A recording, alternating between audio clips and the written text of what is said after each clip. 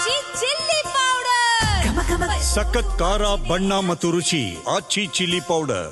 CM ಬದಲಾವಣೆ ವಿಚಾರದಲ್ಲಿ ಹಿಂದೆ ಸರಿದ್ರ ವರಿಷ್ಠರು. ಡಿಕೆಶಿ ಸಿಎಂ ಮಾಡೋಕೆ ಹಿಂದೇಟು ಹಾಕ್ತಾ ಇದ್ದಾರಾ ಹಾಗಾದ್ರೆ ರಾಹುಲ್ ಗಾಂಧಿ? ಡಿಕೆಶಿ ಮೇಲಿರುವಂತಹ ಕೇಸ್ಗಳ ಬಗ್ಗೆ ಕಾನೂನು ತಜ್ಞರಿಂದ ಅಭಿಪ್ರಾಯಗಳನ್ನ ಕಲೆ ಹಾಕ್ತಾ ಇದ್ದಾರೆ. ಸಿಎಂ ಮಾಡಿದ್ರೆ ಕೇಸ್ಗಳು ಜಟಿಲಗೊಳ್ಳಬಹುದು ಅನ್ನುವಂತಹ ಒಂದು ಸಲಹೆ ಕೂಡ ಬಂದಿದೆ. ಆ ಕಾರಣಕ್ಕಾಗಿ ಬದಲಾವಣೆಯತ್ತ ಗಮನವನ್ನು ಹರಿಸಿಲ್ಲ ರಾಹುಲ್ ಗಾಂಧಿ.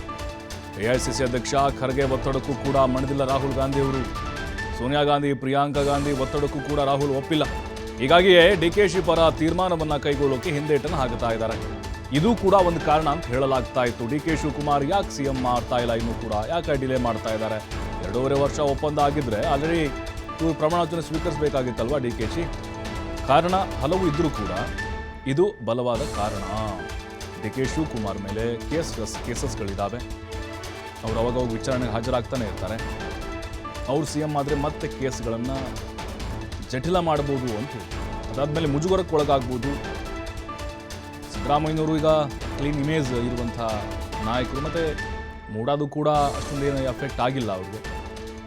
ಹಾಗಾಗಿಯೇ ರಾಹುಲ್ ಗಾಂಧಿ ಅವರು ಕೂಡ ಅಷ್ಟೊಂದು ತಲೆ ಕೆಡಿಸ್ಕೊಳ್ತಿಲ್ಲ ಡಿ ಕೆ ಶಿವಕುಮಾರ್ ಅವ್ರನ್ನ ಸಿಎಂ ಮಾಡಬೇಕು ಅಂತ. ಯಾಕಂದರೆ ಡಿ ಕೆ ಶಿವಕುಮಾರ್ ಮೇಲೆ ಇಡಿ ದಾಳಿ ಆದಂಥ ಸಂದರ್ಭದಲ್ಲಿ ನೋಡಿದ್ವಿ. ತಿಹಾರ್ ಜೈಲಿಗೆ ಕೂಡ ಹೋಗಿ ಬಂದಿದ್ದರು.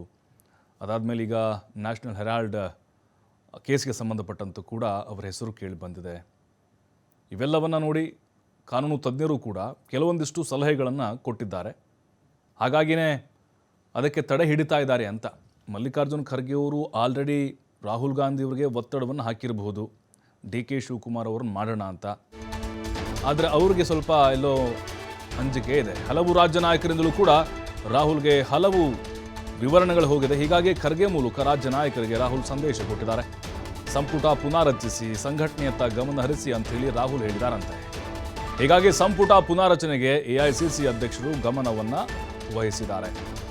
ಮಲ್ಲಿಕಾರ್ಜುನ್ ಖರ್ಗೆ ಅವರ ಆಪ್ತ ಮೂಲಗಳಿಂದ TV5ಗೆ ಮಾಹಿತಿ ಸಿಕ್ಕಿದೆ.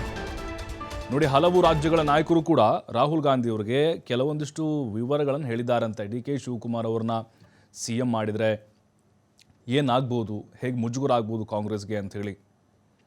ಹಾಗಾಗಿಯೇ ಈಗ ಅದಕ್ಕೆ ತಡೆ ಒಡ್ಡಿದ್ದಾರೆ ಅಂಥೇಳಿ ಸಂಪುಟ ಪುನಾರಚನೆ ಮಾಡಿ ಸಂಘಟನೆಯತ್ತ ಗಮನ ಕೊಡಿ ಅಂಥೇಳಿ ರಾಹುಲ್ ಸಲಹೆ ನೀಡಿದ್ದಾರಂತೆ. ಮತ್ತಷ್ಟು ಮಾಹಿತಿ ನಮ್ಮ ಪ್ರತಿನಿಧಿ ಶಿವಕುಮಾರ್ ನೀಡ್ತಾರೆ. ಶಿವಕುಮಾರ್, ಈಗ ಖರ್ಗೆ ಅವರ ಒಪ್ಪಿಗೆ ಇದ್ದರೂ ಕೂಡ ರಾಹುಲ್ ಗಾಂಧಿ ಸುತಾರಾಮ್ ಒಪ್ತಾ ಇಲ್ಲ. ಅಂದರೆ ಅವ್ರ ಮೇಲಿರುವಂಥ ಕೇಸ್ಗಳು ಕೂಡ ಅವರು ಸಿಎಂ ಆಗದೇ ಇರೋದಕ್ಕೆ ಅಡ್ಡಗಾಲೇನಾದರೂ ಹಾಕ್ತಾ ಇರ್ಬೋದಾ? ಈ ಒಂದು ಕಾರಣ ಎಷ್ಟು ಬಲವಾಗಿ ಕೇಳಿ ಬರ್ತಾ ಇದೆ. ಅಂದರೆ ಸಿಎಂ ಆಗುವಂಥ ಆಸೆ, ಕನಸು ನುಚ್ಚು ನೂರಾಗ್ತಾ ಅಂತ ಹೇಳಿ ಡಿ ಕೆ ಶಿವಕುಮಾರ್ ಅವ್ರದ್ದು.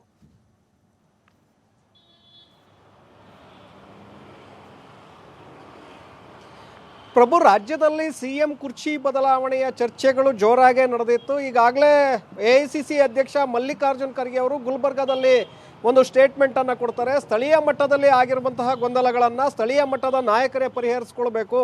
ನಾನು ಪಕ್ಷ ಕಟ್ಟಿದವನು, ನಾನು ಸರ್ಕಾರ ಅಧಿಕಾರಕ್ಕೆ ತಂದವನು ನಾನು ಅನ್ನುವಂಥ ಅಮ್ಮು ಬಿಮ್ಮುಗಳೇನಿದೆ ಅದನ್ನು ಬದಿಗೊತ್ತಬೇಕು, ಪಕ್ಷ ಸಂಘಟನೆಯ ಕಡೆ ಗಮನವನ್ನು ಕೊಡಬೇಕು ಅನ್ನುವಂಥ ಅರ್ಥದಲ್ಲಿ ಅವರು ಸ್ಟೇಟ್ಮೆಂಟನ್ನು ಕೊಟ್ಟಿದ್ದರು. ಅಂದರೆ ಪಕ್ಷ ಅಸಂಖ್ಯಾತ ಕಾರ್ಯಕರ್ತರಿಂದ ಇವತ್ತು ಅಧಿಕಾರಕ್ಕೆ ಬಂದಿದೆ, ಯಾರೋ ಒಬ್ಬರಿಂದ ಅಲ್ಲ ಅಂತೇಳಿ ಅವರು ನೇರವಾಗಿಯೇ ಯಾರು ನಾನು ಅಂತ ಇದ್ರು ಆ ಇಬ್ಬರು ನಾಯಕರಿಗೆ ರವಾನೆ ಮಾಡದಂತೆ ಕಾಣಿಸ್ತಾ ಇದೆ. ಸೊ ಅದಾದ ನಂತರದಲ್ಲಿ ಬದಲಾವಣೆಗಳು ಕೂಡ, ಬೆಳವಣಿಗೆಗಳು ಕೂಡ ನಡೀತಾ ಇದೆ ಕಾಂಗ್ರೆಸ್ ಪಕ್ಷದಲ್ಲಿ. ಒಂದು ಕಡೆ ಡಿ ಕೆ ಶಿವಕುಮಾರ್ ಅವ್ರಿಗೆ ಮುಖ್ಯಮಂತ್ರಿ ಕುರ್ಚಿಯನ್ನು ಕೊಡಿಸ್ಬೇಕು ಅಂತೇಳಿ ಮಲ್ಲಿಕಾರ್ಜುನ್ ಖರ್ಗೆ ಅವರು ಬಹಳಷ್ಟು ಪ್ರಯತ್ನವನ್ನು ಮಾಡಿದರು. ಸೋನಿಯಾ ಗಾಂಧಿ ಅವರ ಮೂಲಕ ರಾಹುಲ್ ಗಾಂಧಿ ಅವರಿಗೆ ಒತ್ತಡ ಹಾಕುವಂಥ ಪ್ರಯತ್ನವನ್ನು ಕೂಡ ಮಾಡಿದರು. ತಾವು ಹೇಳಿದ್ರು, ವೇಣುಗೋಪಾಲ್ ಅವರ ಮೂಲಕ ಹೇಳಿಸಿದ್ರು. ನಂತರ ಸೋನಿಯಾ ಗಾಂಧಿ, ಪ್ರಿಯಾಂಕಾ ಗಾಂಧಿ ಅವರ ಮೂಲಕ ಅಲ್ಲಿ ಹೇಳಿಸುವಂಥ ಒಂದು ಪ್ರಯತ್ನವನ್ನು ಮಾಡಿದರು. ಆಗಲೂ ಕೂಡ ರಾಹುಲ್ ಗಾಂಧಿ ಅವರು ಅದಕ್ಕೆ ಬಗ್ಗಲಿಲ್ಲ.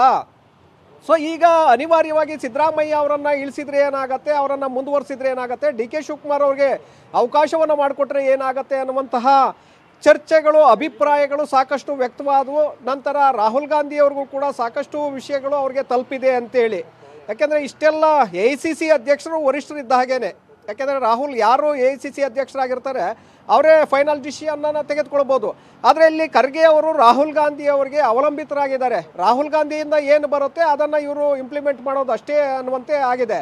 ಸೊ ಹಾಗಾಗಿ ಸಾಕಷ್ಟು ಪ್ರಯತ್ನವನ್ನು ಮಾಡಿದ್ರು ಕೂಡ ಡಿ ಕೆ ಶಿವಕುಮಾರ್ ಅವರಿಗೆ ಅವಕಾಶವನ್ನು ಮಾಡಿಕೊಡೋಕ್ಕಾಗ್ತಾ ಇಲ್ಲ. ಕಾರಣ ಖರ್ಗೆ ಅವ್ರದ್ದು ಕೂಡ ಇಲ್ಲಿ ಒಂದು ಸ್ವಹಿತಾಸಕ್ತಿ ಇತ್ತು. ಪ್ರಿಯಾಂಕ್ ಖರ್ಗೆ ಅವರನ್ನು DCM ಮಾಡಬೇಕು, CM ಕುರ್ಚಿಗೆ ಡಿ ಕೆ ಶಿವಕುಮಾರ್ ಅವರನ್ನು ಕೂರಿಸಬೇಕು ಅನ್ನುವಂಥ ಲೆಕ್ಕಾಚಾರ ಖರ್ಗೆ ಅವರಲ್ಲಿತ್ತು. ಆದರೆ ಅದು ವರ್ಕೌಟ್ ಆದಂತೆ ಕಾಣಿಸ್ತಾ ಇಲ್ಲ ಸದ್ಯದ ಮಟ್ಟಿಗೆ. ಇನ್ನೊಂದು ಕಡೆ ರಾಹುಲ್ ಗಾಂಧಿ ಅವರಿಗೆ ಕೆಲವರು ಅಭಿಪ್ರಾಯಗಳು ಕೂಡ ವ್ಯಕ್ತವಾಗಿದೆ. ಹರಿಪ್ರಸಾದ್ ಅವರು ಕೂಡ ವೇಣುಗೋಪಾಲ್ ಅವರ ಮೂಲಕ ರಾಹುಲ್ ಗಾಂಧಿ ಅವರಿಗೆ ಸಾಕಷ್ಟು ವಿಷಯಗಳ ಬಗ್ಗೆ ಮನವರಿಕೆಯನ್ನು ಮಾಡಿಕೊಟ್ಟಿದ್ದಾರೆ. ಸತೀಶ್ ಜಾರಕಿಹೊಳಿ ಅವರು ದೆಹಲಿಗೆ ತೆರಳಿದಂತಹ ಸಂದರ್ಭದಲ್ಲೂ ಕೂಡ ವೇಣುಗೋಪಾಲ್ ಅವರ ಮೂಲಕ ರಾಹುಲ್ ಗಾಂಧಿ ಅವರಿಗೆ ಕೆಲವು ರಾಜ್ಯ ರಾಜಕಾರಣಕ್ಕೆ ಸಂಬಂಧಪಟ್ಟಂತೆ ಕೆಲವು ಮಾಹಿತಿಗಳನ್ನು ಅವರಿಗೆ ಕೊಟ್ಟಿದ್ದಾರೆ. ಸೊ ಇದರ ನಂತರ ಡಿ ಕೆ ಶಿವಕುಮಾರ್ ಅವರ ಮೇಲೆ ಇನ್ನೂ ಕೂಡ ಕೆಲವು ಕೇಸ್ಗಳು ಹಾಗೆ ಚಾಲ್ತಿಯಲ್ಲಿದೆ. ಸೊ ಇದು ಎಲ್ಲ ಒಂದು ಕಡೆ ಅವರಿಗೆ ಮುಂದಿನ ದಿನಗಳಲ್ಲಿ ಎಫೆಕ್ಟ್ ಆಗಬಹುದು ಅನ್ನುವಂಥ ಒಂದು ಕಾನೂನು ತಜ್ಞರ ಸಲಹೆಗಳು ಕೂಡ ರಾಹುಲ್ ಗಾಂಧಿ ಅವರಿಗೆ ಸಿಕ್ಕಿದೆ ಅನ್ನುವಂಥ ಮಾಹಿತಿಗಳು ಲಭ್ಯ ಆಗ್ತಾ ಇದೆ. ಆ ಕಾರಣಕ್ಕೆ ಈ ಕುರ್ಚಿ ಕೊಡೋದಕ್ಕೆ ಇನ್ನೂ ರಾಹುಲ್ ಗಾಂಧಿ ಅವರು ಮನಸ್ಸನ್ನು ಮಾಡ್ತಾ ಇಲ್ಲ, ಅದಕ್ಕೆ ಹಿಂದೇಟನ್ನು ಹಾಕ್ತಾ ಇದ್ದಾರೆ ಅನ್ನುವಂಥ ಮಾಹಿತಿಗಳು ಖರ್ಗೆ ಅವರ ಆಪ್ತ ಮೂಲಗಳಿಂದಲೇ ಈಗ ಹೊರಗಡೆ ಬರ್ತಾ ಇದೆ. ಸೊ ಹಾಗಾಗಿ ಎಲ್ಲೋ ಒಂದು ಕಡೆ ಡಿ ಕೆ ಶಿವಕುಮಾರ್ ಅವರ ಆಸೆ ಈಡೇರೋದಕ್ಕೆ ಮತ್ತಷ್ಟು ದಿನಗಳ ಕಾಲ ಬೇಕಾಗಬಹುದು.